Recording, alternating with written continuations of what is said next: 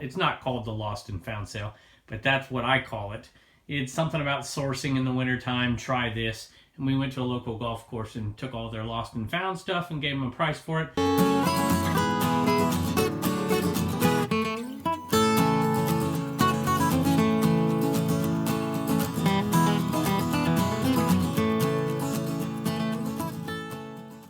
All right, I pulled this thing a little earlier today, and I knew that we were going to have to ship it out a little later, so let's go in the Commonwealth cabin here and check it out. All right, if you've been watching the show for a while, you'll notice that this is a golf bag that I always talk about that just hadn't sold yet. It is from the Lost and Found sale, and if I can remember, I will link it in the top right-hand corner of this, or we'll put it on the end of the video, and it's on the Commonwealth Flipper channel. It's not called the Lost and Found sale, but that's what I call it. It's something about sourcing in the wintertime. Try this. And we went to a local golf course and took all their Lost and Found stuff and gave them a price for it. But they also sold us some golf bags that they wanted to get off the floor. Brand new tailor-made golf bag here. Brand new. And I'm going to show you the total amount of money. We're already in the profit so far. And you'll notice here, this is a San Clemente bag. And the original price on it was 170 bucks. I listed it for $94.95. And that's what we sold it for, plus shipping. Brand new bag. It doesn't have a kickstand, but it still sold for a real good amount of money, so I'm happy with that. And that gives us a really nice profit. You know, I've had people ask me about how I ship these, and I always tell them, hey, it's pretty boring. Here's how I ship them. I find a golf bag box, and that's how I ship them. So that may be a little hard to do right now, obviously, but once we're back to normal, and we will be eventually, then head it out to a golf shop and make friends with the folks in there, and you'll get some of these if you ever need them. They're also good for other stuff too. So anyway, that's a nice little sale, and it's pure profit. So let's look at the total. The total so far, $250 buy, and we are up to 475 bucks. Still have one bag left. My initial thought was, hey, we're at least going to double our money. And we are really close to that. My guess now is that we'll make a total of $400 profit when it's all said and done on that sale. Hey, we're back in the eBay cave and just want to give a quick thank you to Evan. Evan bought 2 of these, so that's double the good luck. We appreciate it. Thanks. All right, when in doubt, part it out. This is, I should do a quiz. I should do a giveaway. If somebody can guess what this is before I say it. Of course, how would we know that? We'd have to do it on like a live show or something. Anyway, this is a Jack LaLanne power juicer. I don't know, this is a pusher, I guess is what it is. It pushes the fruits and vegetables through that juicer. And I usually part these things out. If I have one or have one listed, I don't buy another one. But if I have none and all the pieces are sold out, or maybe all but one, then I'll pick up another one if the price is right. At yard sales for $5, you can usually get these things. This one sold for $15.81 free shipping. So it weighs just under 8 ounces. So it's going to be probably a 12-ounce shipper. I'll wrap it in a little bit of bubble. Probably put it in a 6x4x4 and then put a 4x4x4 on top of it. And that's probably how I'll ship it. I may put an extra piece of cardboard here and an extra piece here just to give it a little bit extra, and I think I can get it out for 12 ounces and make a decent little profit. Somewhere around $9 to $10 on this thing, depending on where it's going and depending on how much the shipping price is. Let's say it's $9 profit from a $0 buy. Now, it's cost more than that, but it's hard to figure out. You know, if I paid $5 and I'm selling 6 pieces, we're into it for, 80 cents, something like that. So even if it's $9 and you pay 80 cents for it, you're making about, do the math, $8.20, plus you have all those other parts. So in the end, I usually hope to make about $45 parting this whole thing out. It's usually what I hope for. Doesn't always work out that way, and there's usually a piece or two that turns into really, really long tail, and they end up not selling at all sometimes. All right, here is Old Reliable, the Pecos League Minor League Baseball, and it's $4.20 profit every single time I sell one, and we bought 100 of them. So, do the math, and we're getting about $450 profit on those 10 dozen balls that I bought now a few years back, probably 4 years ago. But we're down, I think we only have 5. It says 6 left is all we have.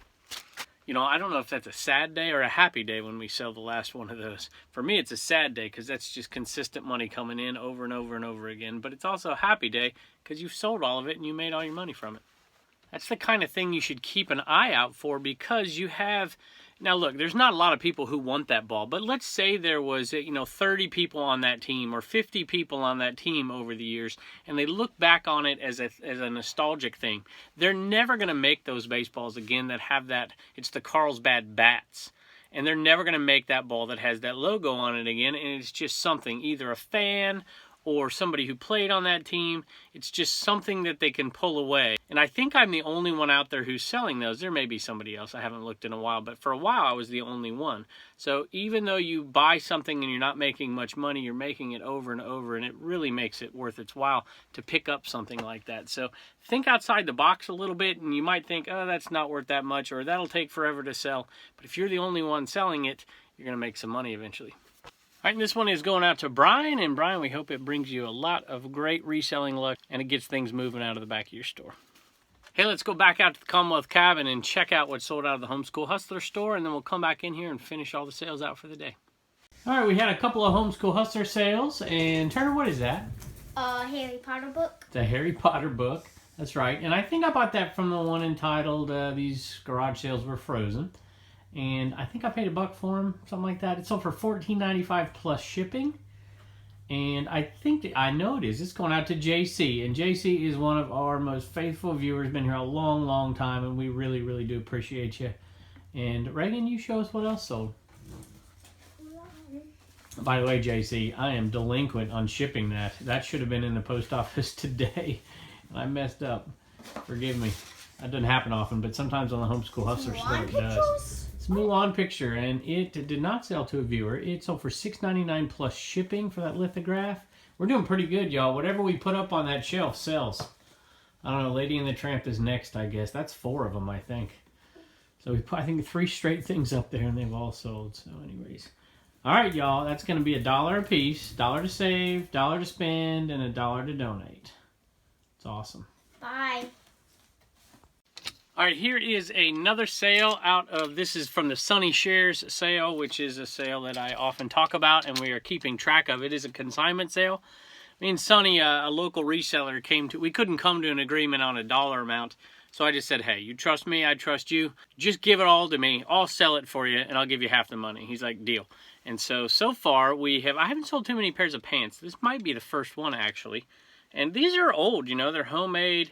They're kind of old. They have a little fading in them, but they're pretty cool. These are the bell-bottom style right there, and they're pretty cool. I don't know. At any rate, these sold for $24.95, free shipping, and they're fairly light, so we'll do the calculations, and we'll show you how much money we've made so far on the Sunny Share sale. All right, so with that sale of what I called them the flower pants, I don't know, $464 so far. Half goes to us, and half goes to Sunny.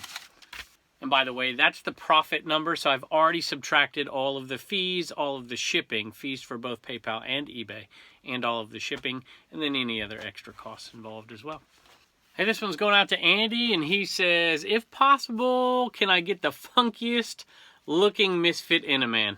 Hoping Misfit Eneman will get inventory moving. Thanks. So this is not a funky looking Eneman. This is a perfect looking Eneman. So I will have to find you a funky one of some sort. I don't know if we have any ones. We had a couple that their legs were on backwards. I haven't seen any like that in a while. And then the one that, of course, has fleet upside down, that's back here. Here it is right there. But we're keeping that one. We're going to do something special with that. I don't know what it is yet, but we're going to do something. So I have one out in the Commonwealth Cabin that has the T missing, and it says flea on it.